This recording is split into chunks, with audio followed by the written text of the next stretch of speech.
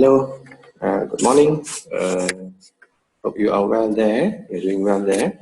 So let's start our lecture, online lecture with a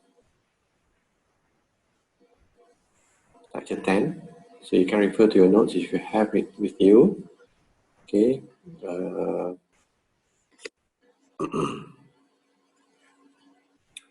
let's have a look at these lecture 10 slides. Okay, so topics covered for lecture 10 will be on the Fourier transform and also on the properties of the transform. So this is the extract from this course information. So for today's lecture, our topics will be on the introduction of the transform and also on the theorems and properties of the transform. Okay, so this is the introduction of the transform. So just to recall back the things that we have learned in chapter 2.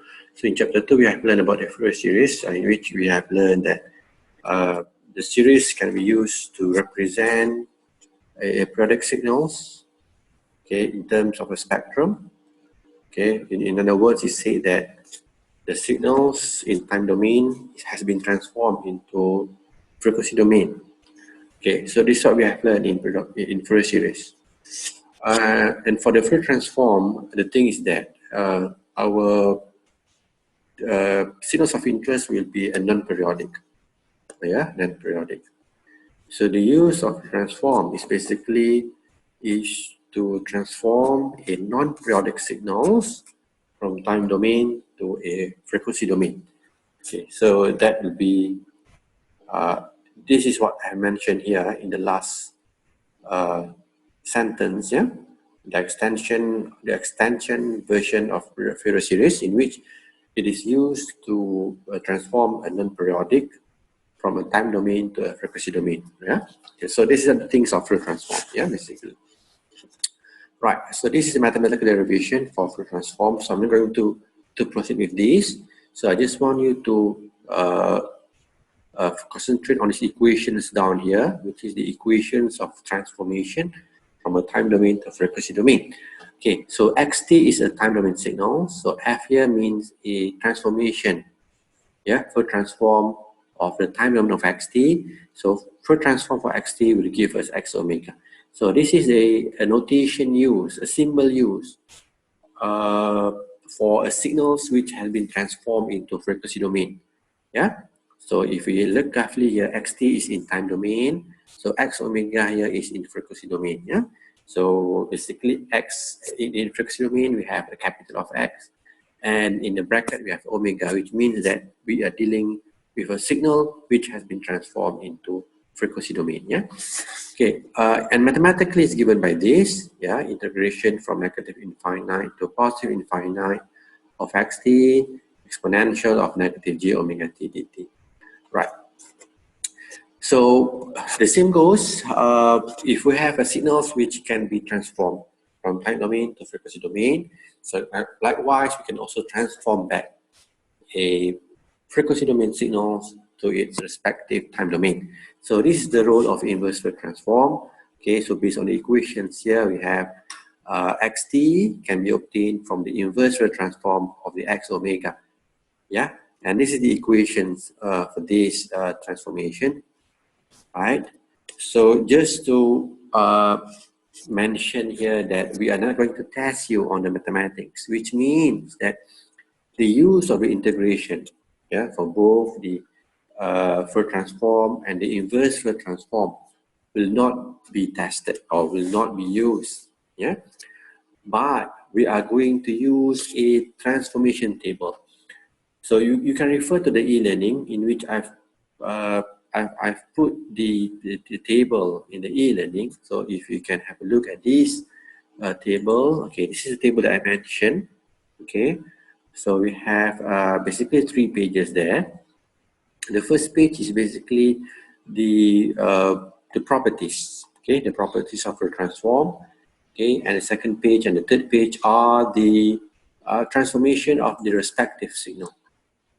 Okay, so we have a variety of signals starting from impulses. Okay, we also have the step functions, We also have the rectangular functions. Okay, we also have the triangular function. So basically, yeah, this table, for instance, if you have a triangular signals, so if in time domain is given by this, so in frequency domain, it should be given, or it should be transformed into this form. Yeah, so this is the time domain in frequency domain. Okay, so hopefully it's clear. Let's proceed. Okay, so let's have a look at the properties here. So there are a few properties to be learned, starting from linearity up to the convolution. So we're going to see this one by one. Okay, so let's have a look at the linearity properties. The first property is to be considered. Okay, so if you have xt, okay, this is notation used where this say that the xt has been transformed to the x omega by using a Fourier transform. So f here said as a Fourier transform. Yeah. So if xt is transformed to x omega, the same goes for yt, which will be transformed into the y omega. Okay, so if xt is multiplied by a, so the same goes for its Fourier transform. Okay, and likewise for the yt, if yt is multiplied with the b constant, so likewise its respective Fourier transform shall also be multiplied by b.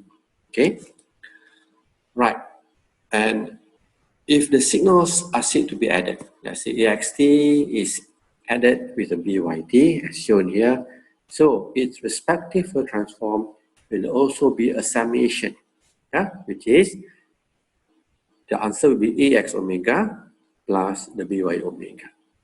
Okay, so this is a properties of a linearity. So hopefully you are clear with this explanation of the properties. Yeah. Okay, so let's have a look at these examples. Number one, okay, we are given the yt signals, which is in this particular form. Okay, so if you look carefully, this yt is basically a summation of two signals, okay, which is a summation of rectangular signals and a triangular signals. Okay, so that's why, yeah, in the solution for these examples, so I put it here, okay, we can see that the signals that I mentioned just now, these signals, is basically a summation of two signals. The first one is a triangular, okay, from -1 to +1 and the amplitude of 1 as shown. This is the signals, okay. And the second one is a rectangular signals, which is extended from -2 to +2 and having the amplitude of 2. Okay, so hopefully we are clear, yeah, about these. We are now we have been separating the signals into these forms. Okay, so basically, okay, now we're going to transform each of these signals into its respective Fourier transform. Okay, let's say for the first one here. Okay, for the first signals here, which is the triangular signals, we can refer to the table. Yeah, we can refer to the table. The table states that, yeah, if we have a triangular t over tau, yeah, a triangular t over tau, its Fourier transform will give us a tau sin squared omega tau divided by 2.